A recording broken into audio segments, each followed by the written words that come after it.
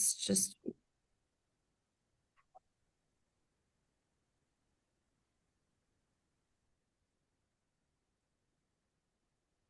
all right. Caitlin, you want to kick us off here? Sure. I'm happy to. So I just want to start by saying how excited that we are all, CROG and Connecticut Main Street, are to be kicking off this, which is our first workshop that we are doing in partnership with Connecticut Main Street. This is a new collaboration for CROG, championed by Matt Hart, who is our executive director, and we're joined here today by Matt, as well as our economic development coordinator, Kim Bishop. So I want to recognize both of them. And just to say that this collaboration is something that we see as a really important addition to how CROG supports our member communities. Right now, we're focusing a lot at CROG on housing and infrastructure and regional planning, but we know that housing alone does not create vibrant, lasting communities. People choose to stay and put down roots because of the places and experiences that surround them. So, housing is one side, but I think what we're going to talk about today is another really important aspect to creating those places. I'll also say that at CROG, we're also really focused on economic and community development. And while you may have multiple important locations in your town that are your economic drivers, our main streets and our downtowns are those really extra special places where it all comes together. So we're really grateful to be working with Connecticut Main Street, who bring that, deep expertise and practical tools to this kind of work. And we're looking forward to learning alongside of you all today. So with that, I'll stop and I'm happy to turn over to Kristen at Connecticut Main Street to get us started and introduce today's guests. So thank you. Awesome. Thank you so much, Caitlin. Hello, everyone. Good afternoon. My name is Kristen Lopez. I'm the Senior Director of Programs here at Connecticut Main Street Center, and very excited to be here today in partnership with CROG, talking about downtowns that deliver strengthening local business ecosystems. I know that a few of you might be joining from outside of the CROG region. That's fine. I think that you'll get a lot of value out of today's presentation, but please note at the end, we will be lining up and launching our regional entrepreneurial ecosystem audit, and that is just for CROG.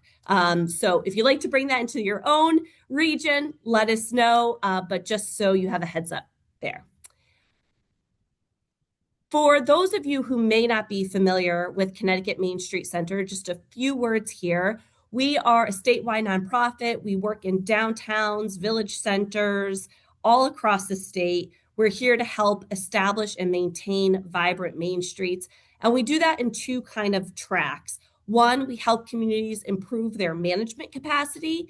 And then we also help communities implement best practices. And we do that through a variety of ways. We have field services, education, training, events, advocacy, and a lot more that we do to carry out our mission. So what are we talking about today? As Caitlin mentioned, this is the kickoff of CROG Strategic Partnership with CMSC. So we are going to get a little bit more about what our focus area for this year is with CROG and how all of the members of CROG will benefit from that. We're going to take a step back and just kind of ground ourselves in what actually is Main Street management. It's a really key concept that I think it's misunderstood a lot of times. So we're going to break that down a little bit. We're going to talk about our approach to cultivating really thriving main streets. We're going to hear from our guest speaker, Sarah Nielsen. She is the executive director of Simsbury Main Street Partnership. Very excited. She's doing amazing work there. We're going to hear about all the great work that she's been doing over the years. And then we're going to launch this regional entrepreneurial ecosystem audit, which we are very excited about. If you have questions along the way, please feel free to type it in the chat. We will get to them at the end if we don't address them throughout today's program here. So let's just talk a little bit about what CROG's Strategic Partnership membership is.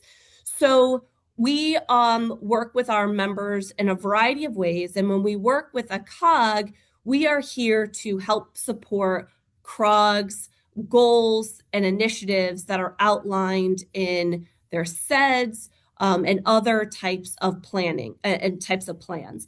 And this year, we're focused on that entrepreneurial ecosystem as it relates to downtowns and main streets, how it's an important concept to be thinking about as we're really focused on housing. We have seen a lot of communities across the state bring housing into downtown, but that housing does not activate the community. It does. The businesses don't necessarily see that automatic increase in foot traffic, right? It's not this automatic kind of silver bullet of how do we, create these vibrant communities. So we're looking at the entrepreneurial ecosystem in conjunction with housing to make sure we're kind of working on both fronts of creating great communities. And also, breaking down barriers for entrepreneurs and small business is a goal out of the sets of CROG. So this is furthering that goal. For our existing members that are part of CROG, this work is in addition to your existing membership.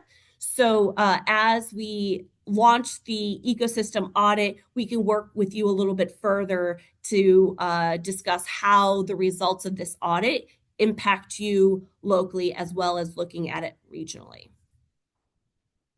Right. So what is Main Street Management? It is a place-based economic development strategy to revitalize and strengthen a downtown. It is ideally led by a separate entity, but it's a strategy that is embraced by the municipality and the community. So a lot of times a Main Street program kind of gets regulated to this role of putting on events or its beautification. We got the flower plants out, we do our yearly holiday stroll, all important things. But, and when we hear from Sarah in a little bit, Main Street Management is way more than that. It's a really important role. And ideally, it is a separate entity because it can last over administration changes. And it's kind of that everlasting, if you will, champion of the downtown that can be immune to administrative changes. We know that there's baby steps to get to that point of having a legal separate entity. But that's kind of the gold star of what we'd like to see.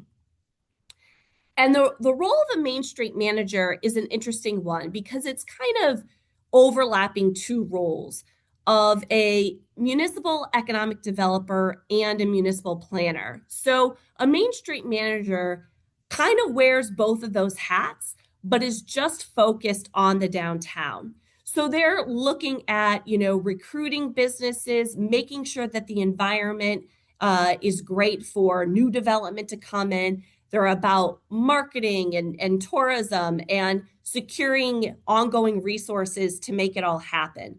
But the Main Street manager is just focused on that downtown region. Great. So I want to hear from you guys in the chat. I'm going to be asking you a lot of questions in the chat, so get your keyboards out here. Think of your favorite Main Street or downtown anywhere in the world. What qualities come to mind of why you love it? I want to hear in the chat.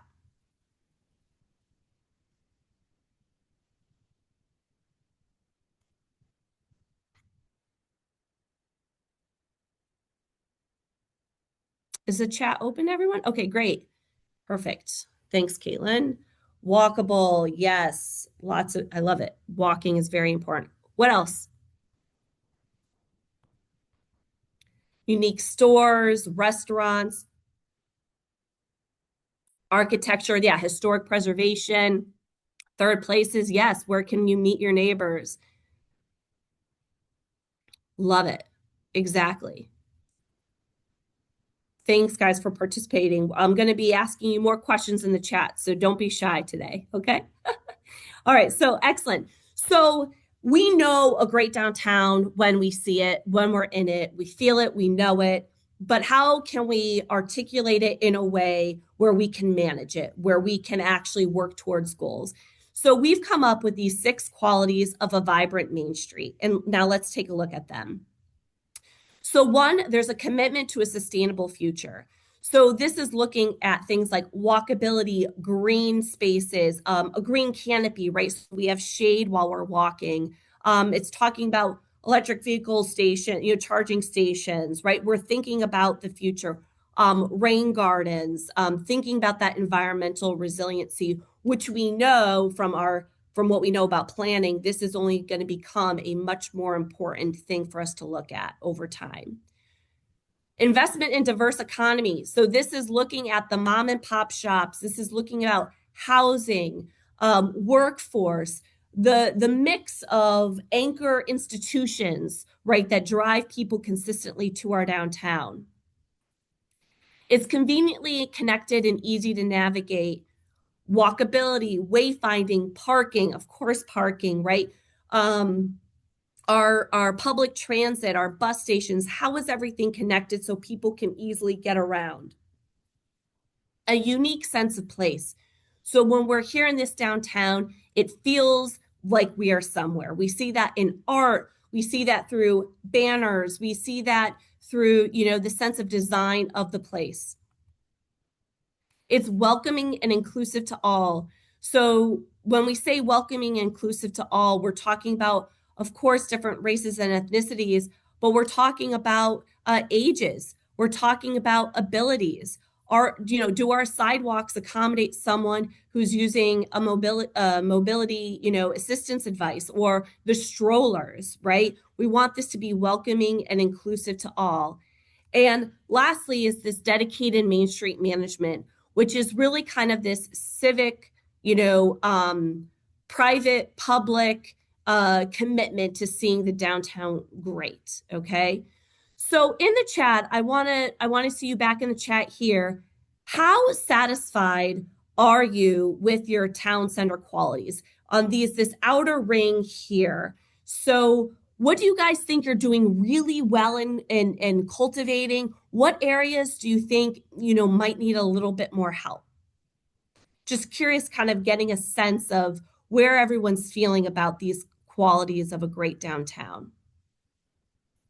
And we don't expect downtowns to always be firing on all cylinders all at once, all the time. But right now in this current place, where do you think you're doing really well at? And what areas do you think you can improve in?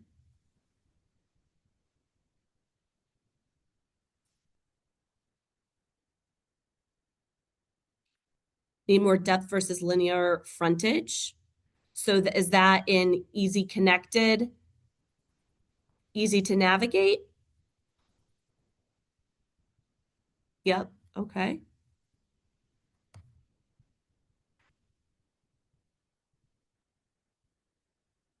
Need better pedestrian safety. Okay. So again, that conveniently connected is an area that we need some help in. Very good. All right. One last one and put in there. Is excellent, attractive. I wish there was a bit more commercial retail. Yeah. So investment in a diverse economy, wanting to see more efforts in that area. Great. So these 6 qualities help us kind of just take a quick pulse of where we're doing really well and where we can do better. And how do we cultivate these qualities in our downtown? We do that through the 4-point approach here. Okay, so the 4-point approach is economic vitality. This is where we think about business retention, attraction, housing, diverse business mix, design, which is all things visual. This is our streetscapes, our sidewalks, our window displays. It's all things that we see in our downtown. It's our promotion. So the events, how do we talk about our Main Street? How are we promoting it? How are we positioning ourselves as a destination? And lastly, organization. So that is the planning, the funding, the volunteers. So this 4-point approach is how we look at all of the different activities, all the different initiatives and programs that we're doing in our downtown to help us make sure we have a balance of activities to help us achieve these qualities that we want to see in our downtown. So in the chat, again, I want to hear, out of these 4 points, Sorry, my light just went off in this conference room. What do you guys think you're doing really well in, and what areas do you think you can be doing better in?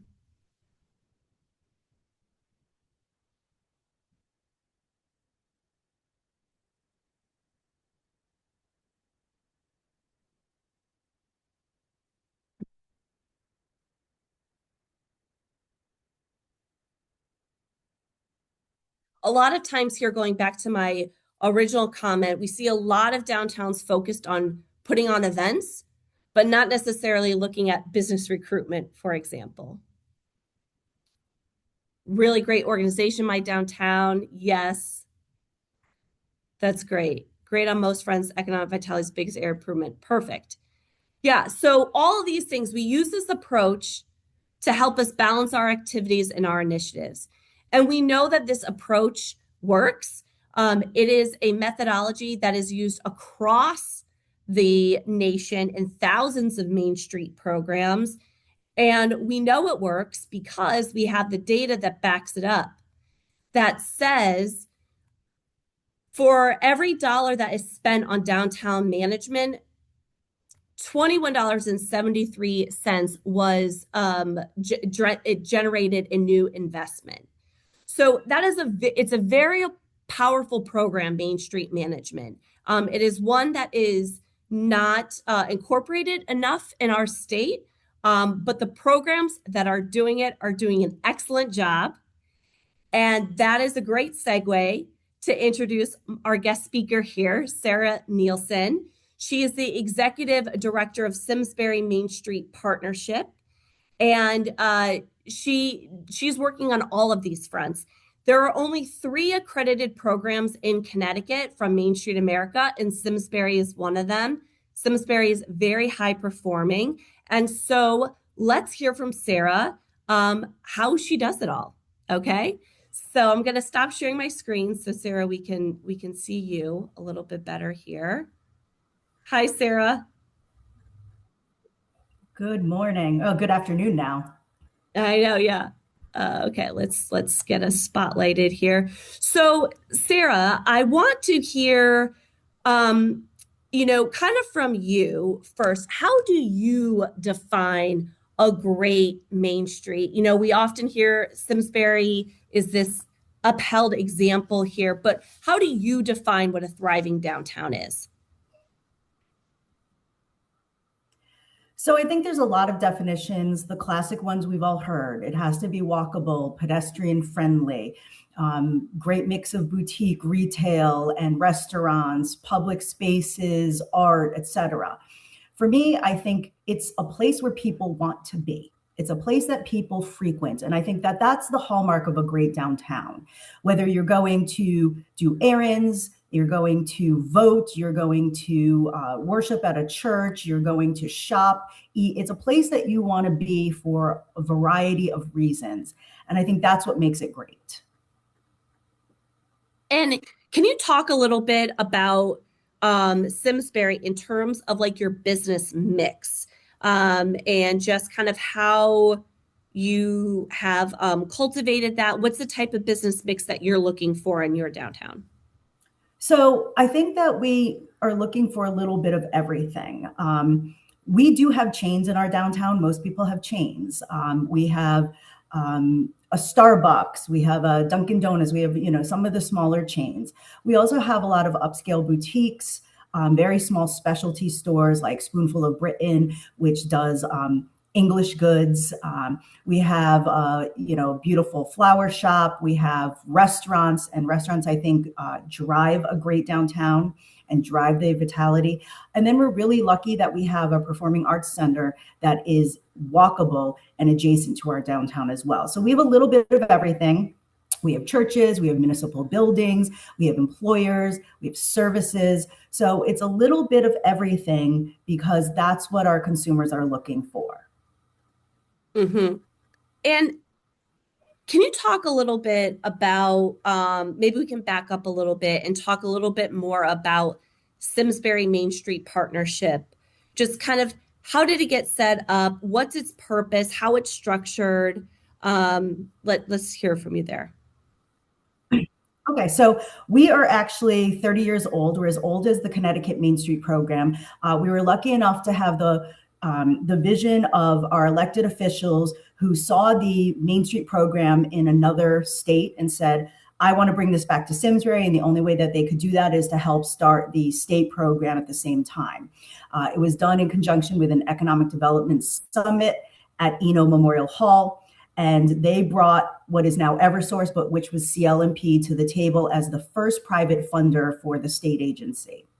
So we are the longest continually operating Main Street program. And we've had to do that because we've had to keep evolving and we've had to keep pushing. I think as an organization, we started out as that grassroots organization where we had tons of volunteer committees, and we did lots of events and lots of different things. And then that's only sustainable for us in the first couple of years, in the first, not couple, I guess like maybe 10 years or so. In order to keep being relevant and in order to keep moving forward, we had to start changing our perspective. So I will say that although our focus is still on downtown, because downtown has the majority of employers, businesses, et cetera, we actually have a memorandum of understanding with the town of Simsbury, and we are a fee-for-service program. So we actually represent and help any business, bricks or mortar, in the town of Simsbury, because we recognize that if you have a business in Simsbury and we help keep you open, it's good for everybody. So we've really evolved over the years from that grassroots program to something that is much more ingrained with town government. I work very closely with the department heads. I've written grants with and on behalf of the town of Simsbury. I've done branding, Main Street fundraising, did branding for the town of Simsbury. And our branding worked because it resulted in the top 10 places to live from CNN Money Magazine, et cetera. So, we've really evolved, I think, over the years. And I think that a program in its infancy, it's great. You need that grassroots volunteer base. But as you mature, you kind of push the envelope, you start to become much bigger, have a much bigger relationship with the town entity if you want to succeed. Mm-hmm. Yeah, that collaboration is really key. And that MOU that you have really solidifies that relationship there.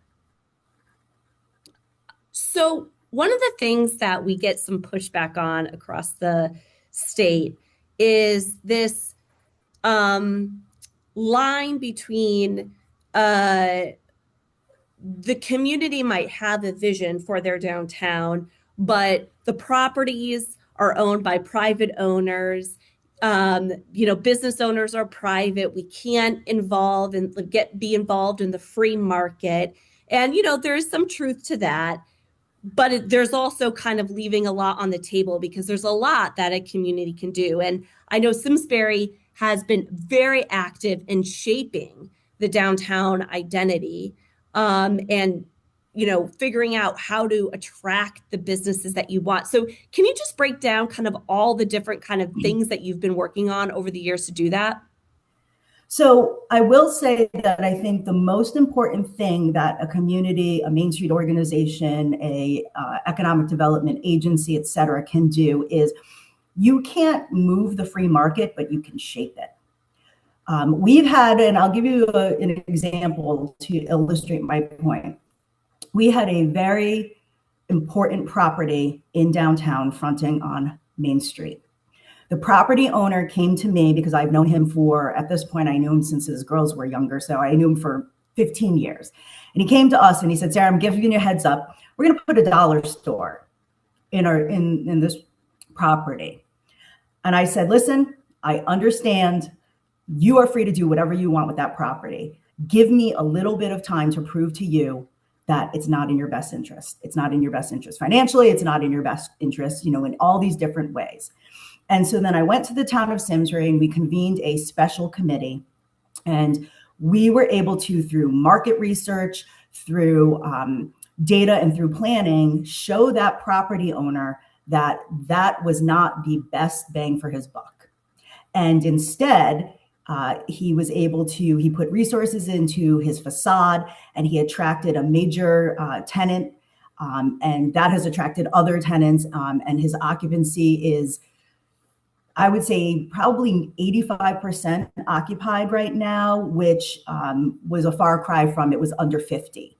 And again, it's working with the property owners to show them, listen, they can do whatever they want. So having a relationship, a strong relationship and a trusting relationship is incredibly important. Knowing what you need to do in order to move the needle away from something that your community may not want or something that may not be great for that retail mix is incredibly important. And that illustrates to us what we were able to do in that situation. We had a separate property owner, and it was in the Hartford Courant, and the golf course closed because golf courses were closing, across the country. They're just not as strong as possible. And he came to us and kept saying, we have an idea. And we would say, okay, this is going to be the process because you're in a residential neighborhood, and it was a special exception. This is going to be the process. You can follow through with this, but there's not going to be a definitive. And he came back with a separate idea, and we would tell him and outline the separate process, the public hearings, et cetera. And you're still not going to get a definitive yes, but if you want to move forward, we'll start the process. And then we finally had a very in-depth conversation with him and said, listen, you were approved because you had recreational use. If you have or put in a separate recreational use, we don't have to go through all of the processes, and we can add some of the businesses and what have you. And that's what he ended up doing. It made it into the Hartford Courant. He brought in Tower Ridge. He brought in the disc golf, which became the anchor over the regular golf.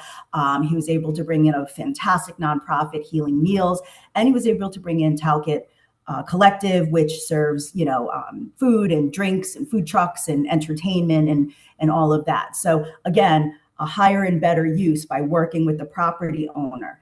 You can't tell them, no, you can't do it, but you can show them what is the most expedient path to what they want, which is a place that is going to make them money and is going to have people coming to them. There's a lot of follow-up questions I have about this. So working with property owners is consistently like a problem that like every community has. And there's a varying degree of property owners, from like the absentee, neglectful to the, just kind of on the sidelines, right? Like they're like really want to get involved. And I know that you've been, in this role for a while, but can you just talk a little bit more about what you've done to build those types of relationships with property owners so that you can have these conversations? So I'll start out by saying it's not just myself. I have an incredible board of directors, all of whom are very engaged and stakeholders within the community. So it starts out with not just a strong executive director, but an amazing board of directors. They come to not only myself, but they come to my board because my board owns property or manages property in a lot of cases in our downtown.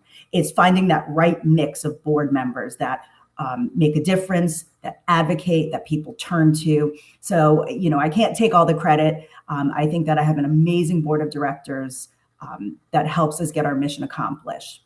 I've been doing this for 24 years, so that gives me the opportunity for meaningful, high-level relationships with many of the property owners.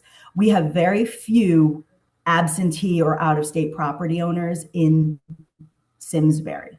So I think that, I don't know, it's not luck, it's planning, it's a little combination of both, but we've worked really hard to educate them, to work with them, to show them that we provide value to their businesses and therefore themselves. And so that's really why we've been effective. And then working in conjunction with the town of Simsbury, I will say we have a town who, through the town manager, right down to the board of selectmen, all of the elected officials, is very pro-business because those businesses are small businesses. They live in town, they vote in town, their kids go to our school systems. So we are very pro-small business in Simsbury. And they set policy and procedures that reflect that we want to keep them in business and we want to keep them thriving. So again, it's not just Main Street, it's not just me, it really is a community-wide, town-wide atmosphere. And that's what makes it so successful. I know you also have a lot of kind of programmatic approaches, not just relationships. I'm thinking about your zoning. I'm thinking about your Find Your Space Simsbury. Can you talk a little bit about those efforts? Sure. So again, as we evolve, we look to what are the ways that we can improve improve our mission, improve the things that we need to our objectives to help the different people that we support. So one of the things, going back to the property owners, is LoopNet and all of those places are incredibly expensive. And if you are not a large property owner, then you are not on that. My small mom and pop property owners, they are not paying those fees to list their properties. So Main Street took an initiative, and you can go on and search. It's findyourspaceinsimsbury.com. And we list all of the available commercial properties, whether it be a rental or a sale, in the town of Simsbury, and we do it for free. We also, although we don't have any right now, there's a place where you can sell your business, sell your Simsbury business if you want to sell it. But again, it's a space for people to go on. And then it's also a place where, you go to a town hall, you go to anywhere and you say, well, I want to know what's available. I have a small business idea and I want to know what spaces are available. Most towns do not have a comprehensive list of everything that's available. Now you go on this website, findyourspaceinsimsbury.com, and you can look and see, okay, this meets, we have everything from square footage, how it's zoned, we'll have photos, we have all the information, we connect you to either the broker or the property owner. So it really is a fantastic tool for the property owners existing in Simsbury, as well as anybody looking to open a business in Simsbury. And so being able to support those relationships and maybe match them together, we've had probably 6 different businesses since its inception that have rented space because of the Find Your Space in Simsbury. And then I can tell you anecdotally, I know of about 5 more that we sent on that we're able to find space as well. So you're looking at over, double digits right now for something that we kicked off a little bit more than a year ago. Oh, wow. That's amazing. That's really excellent. There's a question here, how to support that service financially. So that find your space in Simsbury. What is that financial commitment look like? So we've included it in our MOU, our memorandum of understanding with the town. We include it in part of the fee for services that we provide back to the town of Simsbury.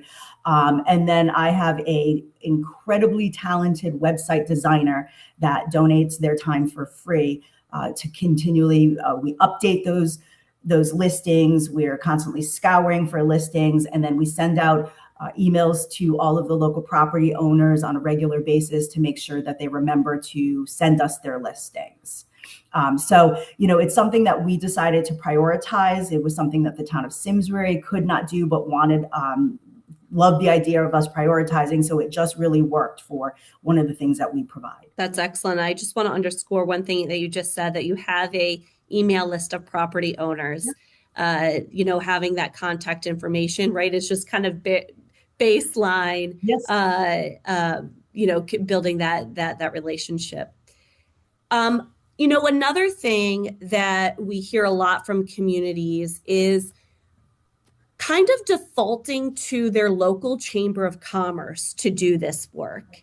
And chambers are great. They have a role, but they aren't Main Street managers. And Sarah, if you could comment on your relationship with the chamber and how do you see these roles being different?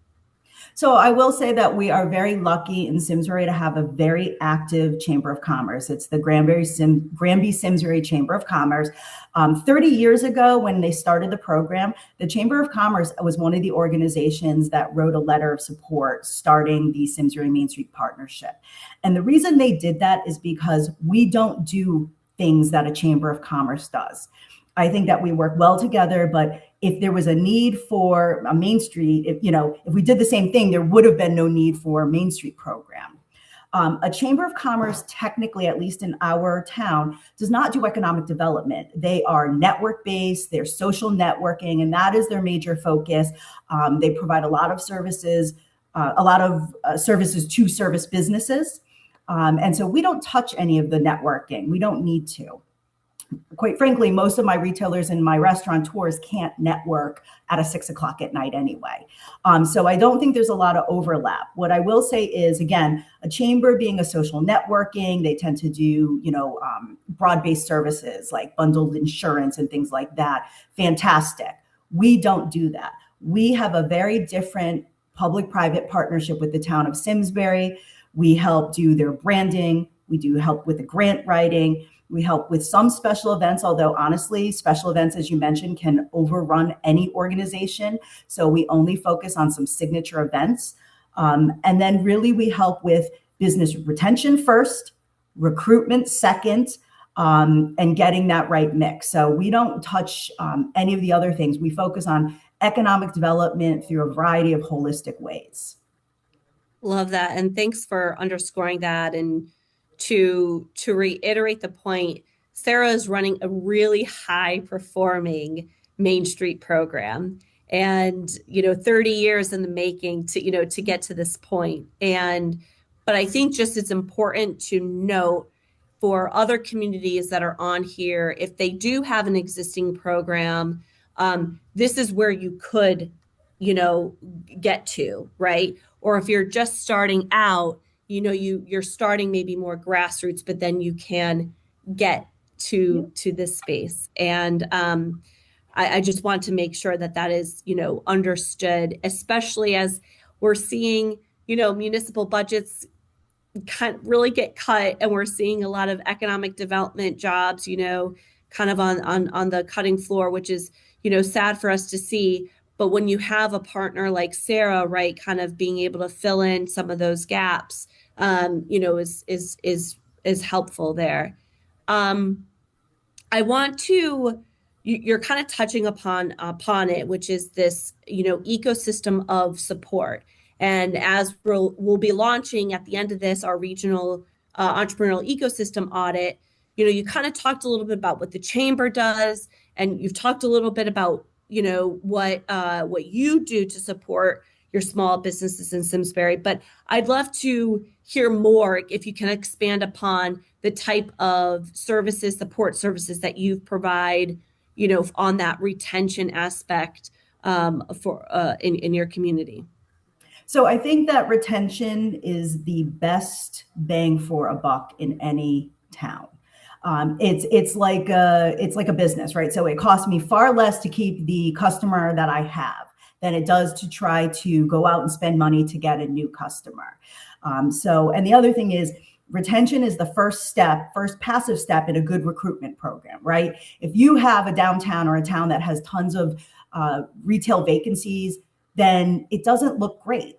You want to make sure that you keep the existing business base growing and successful, and as you bring in new businesses, right? So we do a little bit of everything, and it changes based on the day.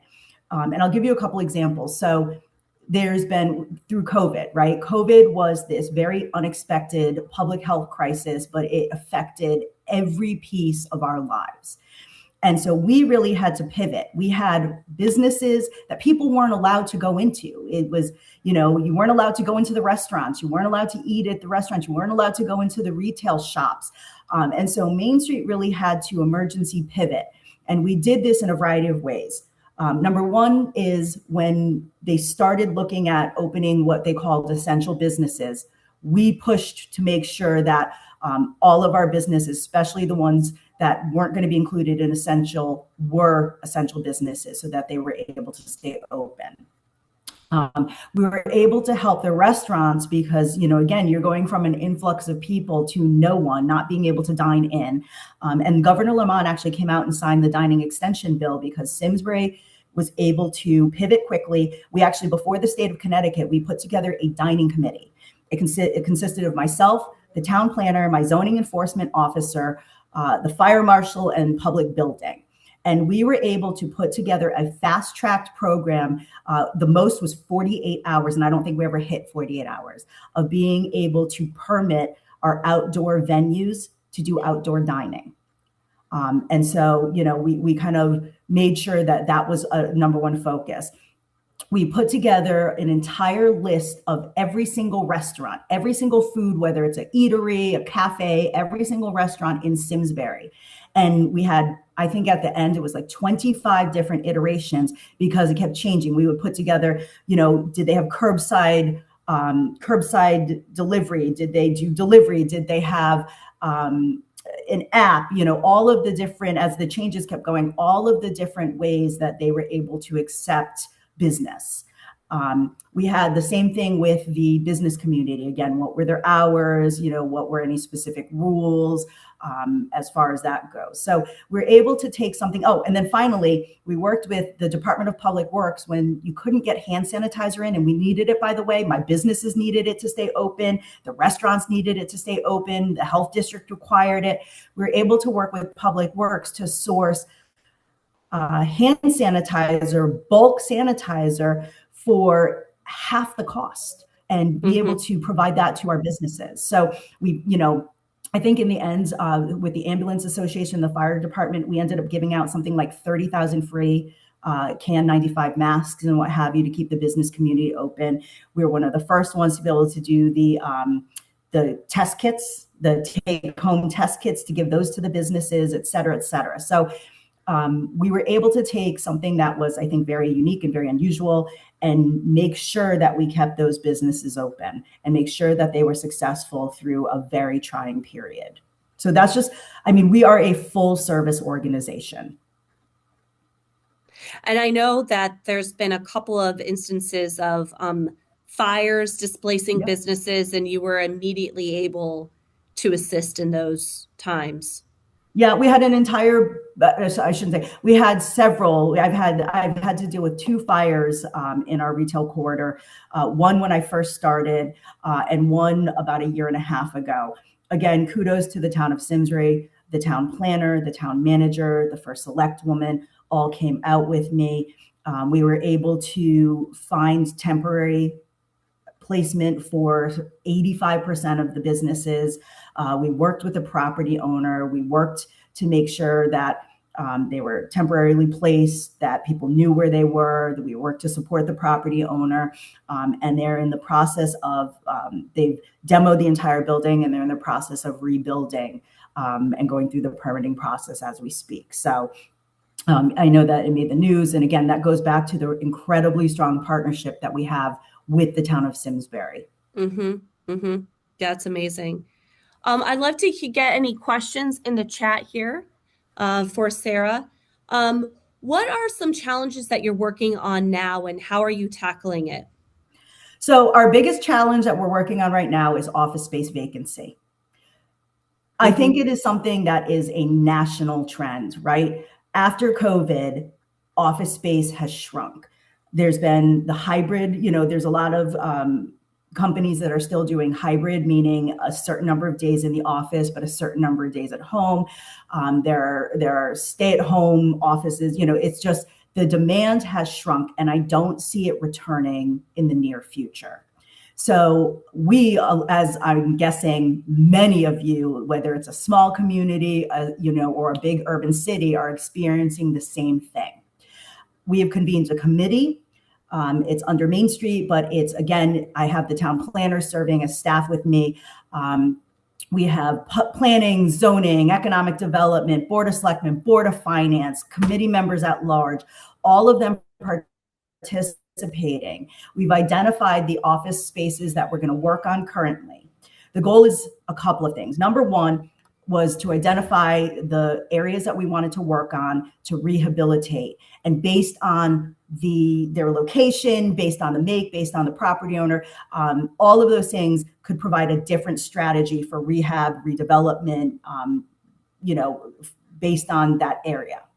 The second thing was to examine and determine what are the best financial incentives that we could help provide to those property owners to redevelop.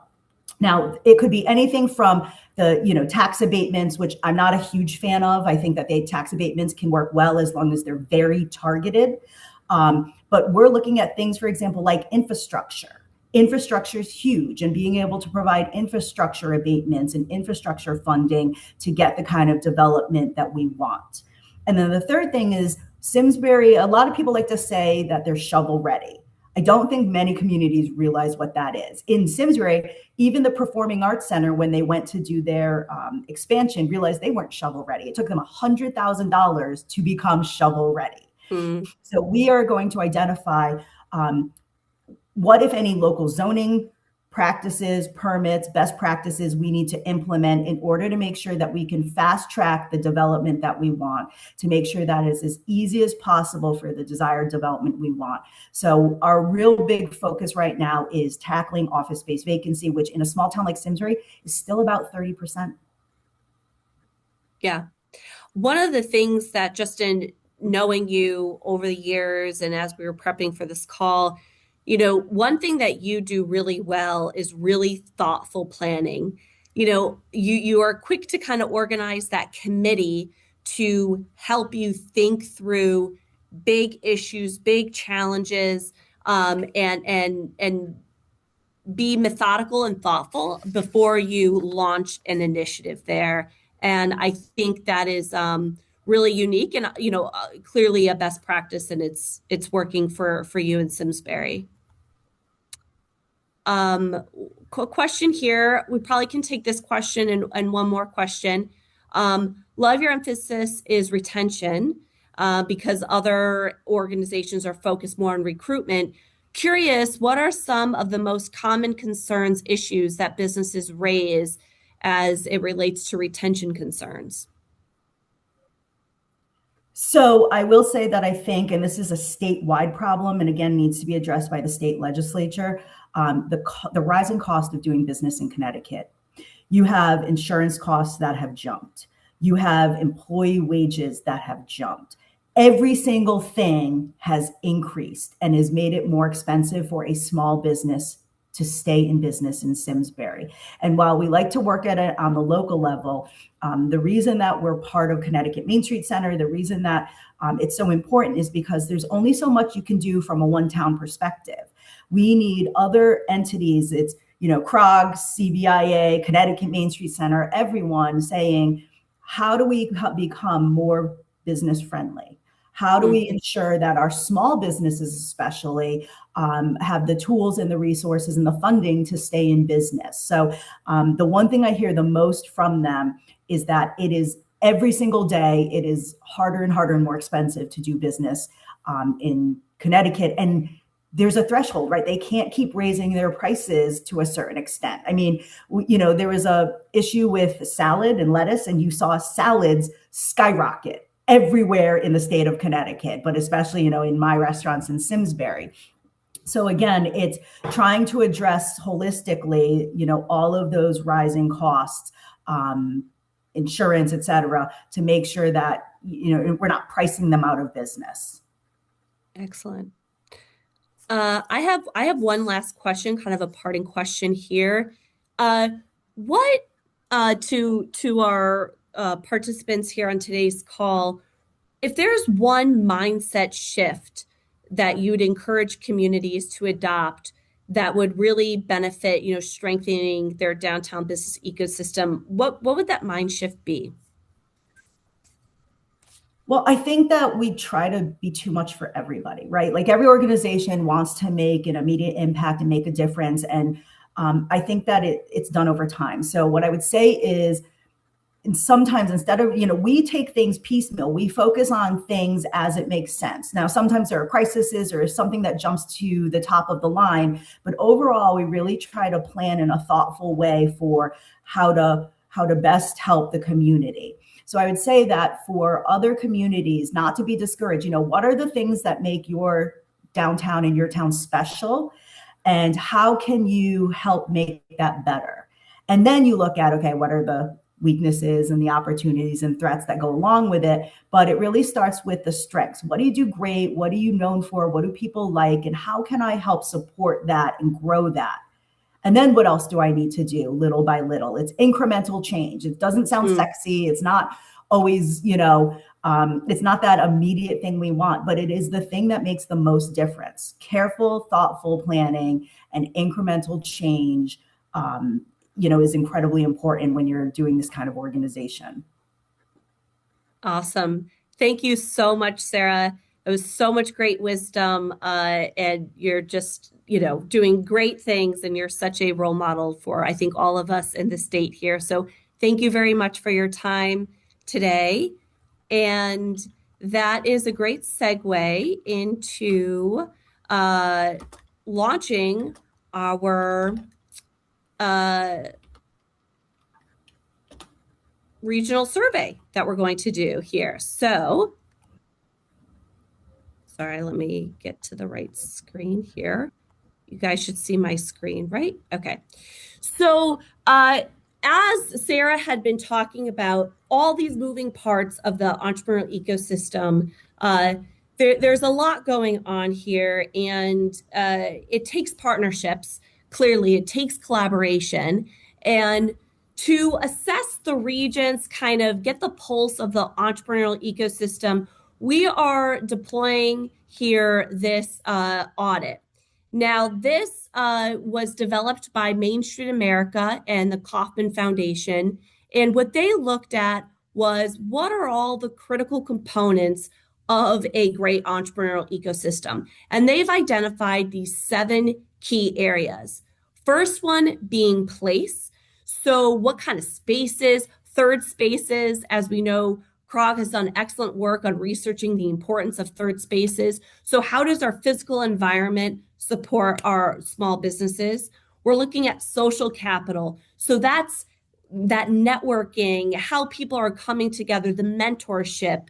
We're looking at financial capital, which of course is always important to our businesses. The culture, how are we supporting our businesses through the language that we're using, the buy local campaigns, the media. Do we have media outlets that are, available promoting our businesses? Looking at the government and regulatory, so that's our zoning best practices. I know, Sarah, I don't know if it was explicitly mentioned in our conversation right now, but I know you've done a lot of work on zoning and form-based zoning to support, the businesses that you want to see in the downtown. So what can we do on that ordinance and zoning side of things? That we have education and training. So who are our partners that are providing that education and training? And then lastly, human capital. So what is our business makeup? How are we supporting the pipeline of youth entrepreneurship, for example, right?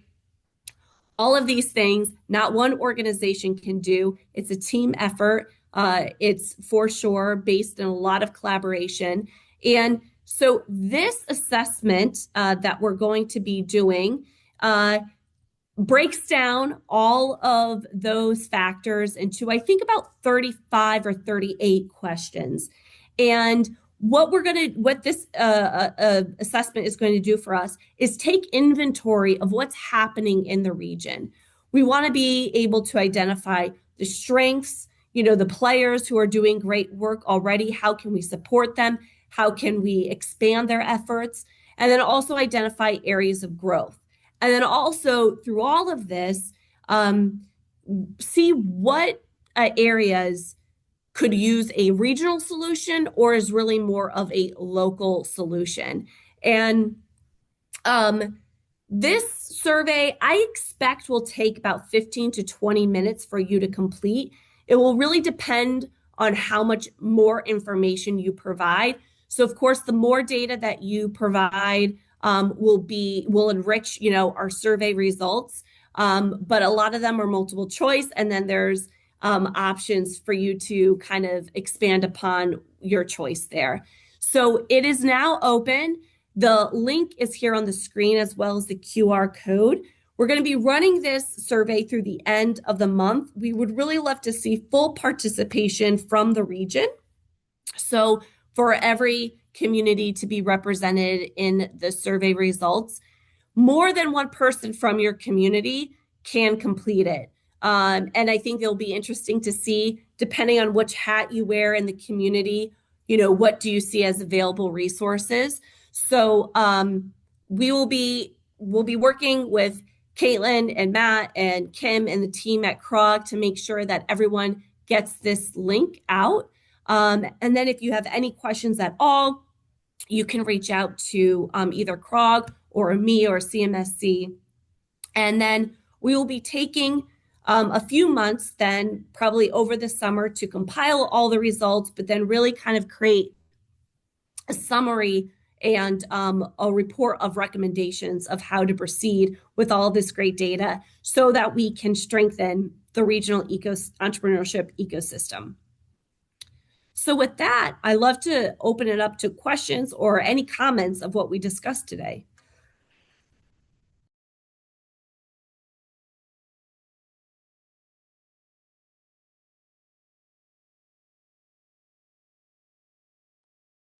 Apologies, this allergies got me. Thank you all for attending. We'll be sending out the recording and the slides. So if anything does come up, you can feel free to reach out. I don't see any questions coming through the chat just yet. But I want to just pass it to Caitlin or anyone else from the CROG team if you have any kind of last comments or observations from today's webinar. I'll start, and I don't know if Matt or Kim would have anything to add, but I thought this was really fascinating. I would be really curious to hear from folks on the call as well, how we did today. I hope you found it as interesting as I did.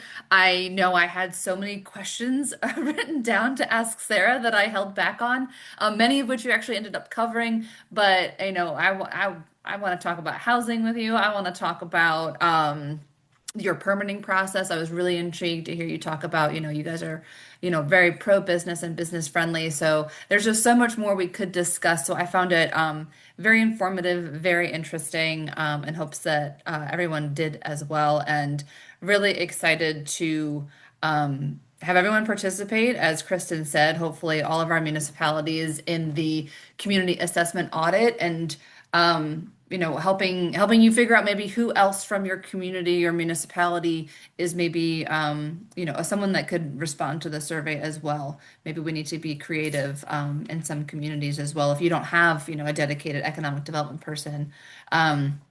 So anyways, yeah, no, I loved it. I thought it was great. And I don't know if Matt or Kim want to add anything, but thank you, Kristen. Thank you, Sarah, very much for this. Yes, Caitlin, thank you. Matt Hart from CROG here. I also wanted to thank Kristen and the CMSC team. We're really excited about being a member now and the partnership and the collaboration. Also want to thank Sarah. Simsbury is one of our CROG members. Really proud of the good work that they're doing. And we're looking forward to hearing from you. So please complete this survey, and we're looking forward to more informative sessions here. It's just a really wonderful community, and we're all in it together in Greater Hartford, correct? So thanks again, Kristen. Absolutely. Thank you. Thank you, everyone, for today. Thank you again to Sarah. Thank you to CROG. Really excited to get this survey launched and hear what everyone has to say about their own communities. So with that, we'll sign off, and be sure to check out your email soon for all the links to get started with this survey. Take care, everyone. Have a great day. Take care. Thanks for joining us.